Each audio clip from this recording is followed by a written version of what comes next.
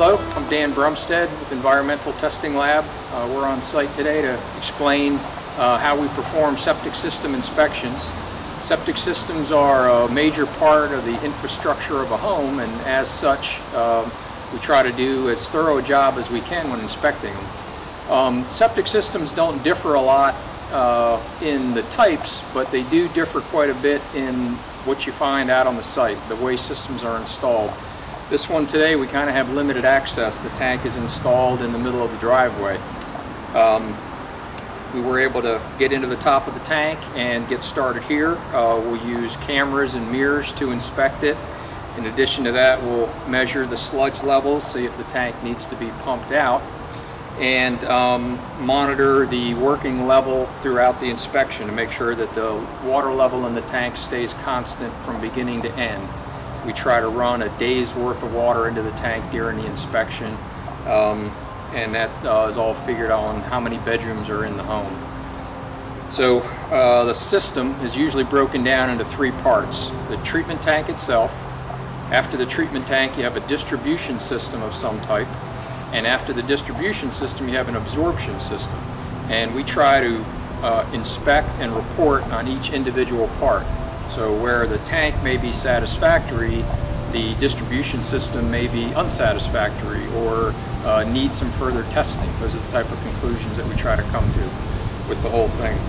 So again, on this system, treatment tank is here, and we're going to go over to the distribution system that we have opened up and look at that next.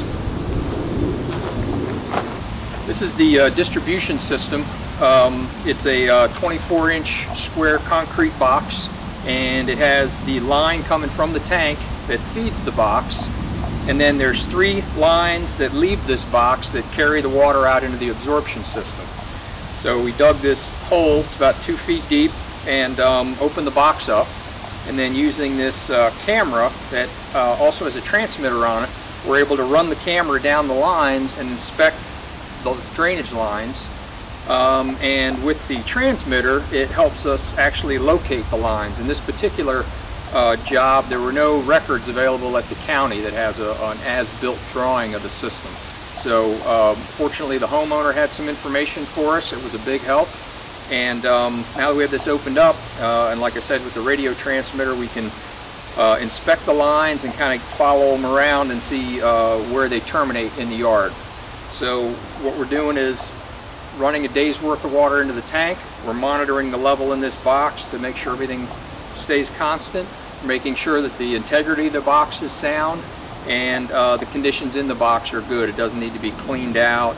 It's level, all the lines are getting the same amount of water, etc. So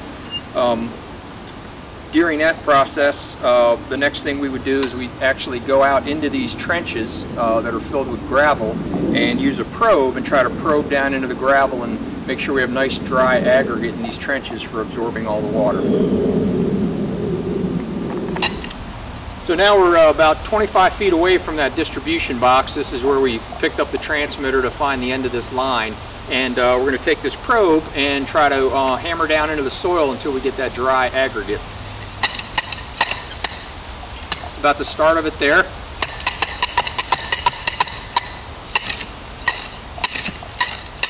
We can feel there we got about 12-14 inches of good dry stone at the end of this trench, which is what we want to find.